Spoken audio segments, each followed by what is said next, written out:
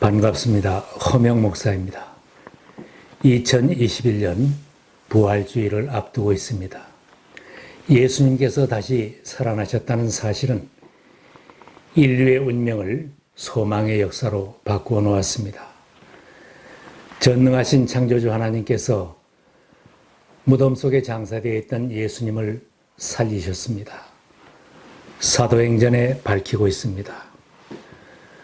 하나님께서 그를 사망의 고통에서 풀어 살리셨으니 이는 그가 사망에 매여 있을 수 없었습니다. 예수님은 장사된 지 3일 만에 다시 살아나심으로 사망의 권세를 이기셨고 슬픔이 변하여 기쁨이 되게 하셨습니다. 유한한 인생을 두려워하는 인류에게 큰 소망을 안겨주셨습니다. 예수님의 부활 사건은 믿기 어려운 일이었습니다. 수많은 사람들이 지켜보는 가운데 십자가에 달려서 손과 발에 못이 박혔습니다. 옆구리는 창에 찔려 물과 피를 다 쏟으시고 고통 속에 운명하시는 것을 많은 사람들이 지켜보았습니다. 예수님이 장사된 무덤은 돌문으로 막고 봉인을 하여 대제사장이 보낸 경비병들로 굳게 지키게 하였습니다. 이런 상황 속에서 예수님이 부활하셨기에 사람들이 믿을 수 없어 했습니다. 여인들이 예수님 무덤을 찾아갔을 때 흰옷을 입은 청년이 말해 주었습니다.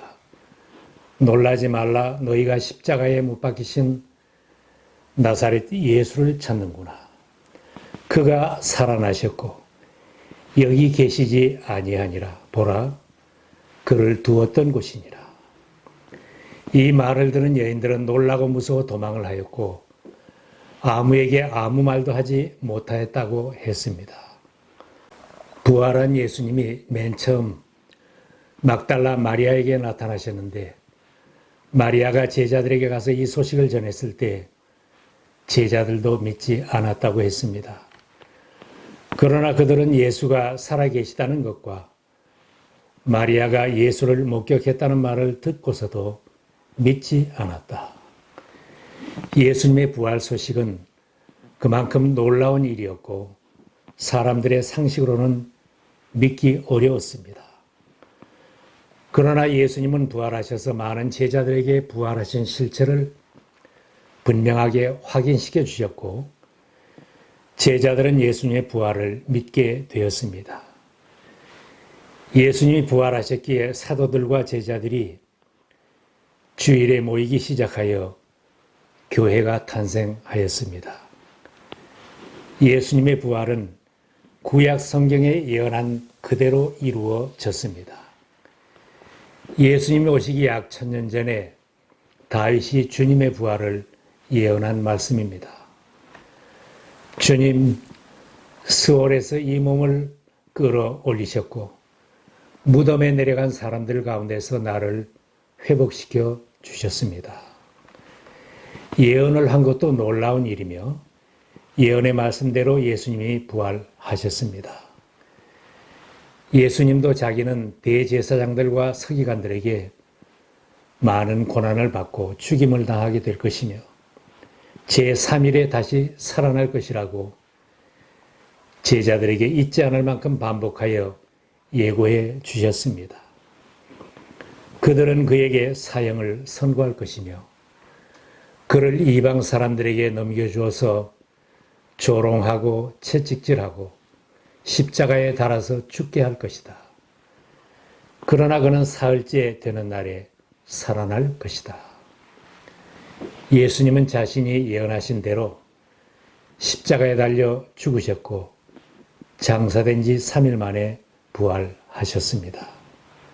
예수님의 부활은 제자들과 수많은 사람들이 목격한 사실입니다.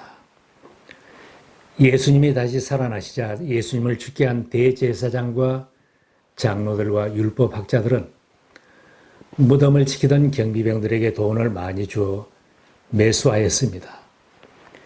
예수의 제자들이 밤중에 와서 우리가 잠든 사이에 시체를 훔쳐갔다고 말하여라. 그들은 돈을 바꿔서 시키는 대로 하였다. 그리고 이 말이 오늘날까지 유대인들 사이에 널리 퍼져 있다. 이렇게 거짓 소문을 내게 했지만 소용이 없었습니다. 부활하신 예수님은 40일 동안 제자들과 수많은 사람들에게 나타나셔서 자신의 부활을 확실하게 보여주셨습니다. 성경에는 14번이나 예수님께서 부활하신 모습을 제자들에게 보여주신 기록이 있습니다. 부활하신 예수님은 낙심하여 고기잡이로 돌아갔던 제자들과 아침 식사를 같이 하시면서 특별히 베드로에게 내 양을 먹이라고 사명의 말씀까지 주셨습니다. 사도 바울도 예수님의 부활을 증언했습니다. 그 후에 그리스도께서는 한 번에 500명이 넘는 형제들에게 나타나셨는데 그 가운데 더러는 세상을 떠났지만 대다수는 지금도 살아 있습니다. 예수님은 승천하시기 전 11 제자들과 만나 너희는 온 세상에 나가서 만민에게 복음을 전파해라 하고 사명을 주셨고 제자들과 많은 갈릴리 사람들이 지켜보는 가운데 승천하셨습니다.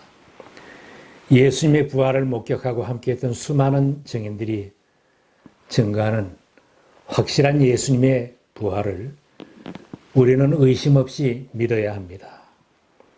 예수님의 부활이 역사적인 사실이고 객관적으로 확인되었어도 내가 믿지 않는다면 나에게는 아무런 변화가 생기지 않습니다. 12 제자 중 한 사람인 도마는 자기 눈으로 확인하지 못했을 때 의심하면서 못 믿겠다고 했습니다. 그러나 막상 부활하신 주님을 만났을 때 잠시나마 의심했던 자신의 모습이 부끄러웠습니다. 의심하는 것은 도마 한 사람으로 끝나야 합니다. 예수님을 믿지 못하는 제자들에게 믿음이 없고 완악하다고 책망을 하셨습니다. 우리가 의심 없이 믿을 때 주님은 우리의 믿음을 칭찬하실 것입니다. 예수님의 말씀입니다. 믿고 세례를 받는 사람은 구원을 얻을 것이요 믿지 않는 사람은 정죄를 받을 것이다. 말씀 그대로 될 것입니다. 부활하신 주님을 의심 없이 믿고 주님과 동행하는 신앙으로 살 때 불신앙이 자라지 못합니다.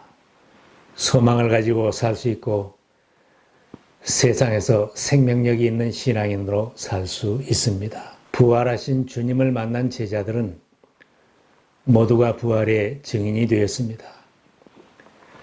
기쁜 소식이나 감격적인 굿뉴스를 자기 속에만 품고 있는 사람은 없습니다. 부활하신 예수님과 만난 사람들은 그 감격과 기쁨을 전하지 않고는 견딜 수가 없었습니다. 예수님의 부활을 보고 믿은 사람들은 누가 시키지 않았어도 예수님이 부활하셨다고 힘써 증거하였습니다. 사도행전에는 부활하신 예수님과 만난 제자들이 예수님의 부활의 증인이 되어서 예루살렘과 온 유대와 사마리아와 땅끝까지 가서 예수님이 다시 사셨다고 힘써 전하였습니다. 극심한 고난을 당하고 순교의 피를 흘려도 예수님이 부활하셨다고 증거하는 것을 막을 수 없었습니다. 예수님의 부활은 하나님의 말씀과 성경의 증언자들의 증언을 믿으면 됩니다. 하나님의 말씀인 성경을 믿고 죽은 자를 살리시는 하나님의 능력을 믿으면 흔들리지 않는 신앙에 설 수 있습니다. 죽은 나사로를 살리는 자리에서 예수님께서 제자들에게 말씀하셨습니다. 나는 부활이요 생명이니 나를 믿는 사람은 죽어도 살고 살아서 나를 믿는 사람은 영원히 죽지 아니할 것이다. 내가 이것을 믿느냐? 우리들도 이 말씀에 아멘으로 응답하면 복된 신앙입니다. 예수님께서 부활하셨고 우리들의 몸도 부활에 참여할 몸이며 부활하신 주님과 영원히 함께 살 것임을 의심 없이 믿어야 합니다. 잠시라도 의심하지 말고 믿어야 합니다. 잠시라도 조금이라도 의심이 생기면 기도해야 합니다. 오늘날 매스컴과 세상적으로 사는 주변 사람들은 의심하게 하고 조롱하기도 합니다. 죄에 빠져 살게 끊임없이 부추기고 죄의 길로 가게 인도합니다. 주변에서 넘어지게 하고 의심을 던져주고 유혹을 해도 기도하게 되면 의심이 사라지고 이기게 됩니다. 유혹이 오고 의심이 생기고 믿음이 약해질 때는 기도할 때입니다. 기도하여 영의 눈이 열리게 되면 부활하신 예수님이 어려운 시절에는 나와 함께 해주시는 것을 확신할 수 있습니다. 의심하는 사람, 불평하는 사람, 세상으로 가져가는 사람들과 함께 하기보다는 신앙인들과 함께하고 기도하는 자리로 나가는 신앙인이 되어야 합니다. 잠시라도 예배드리는 자리와 교회를 떠나지 말아야 합니다.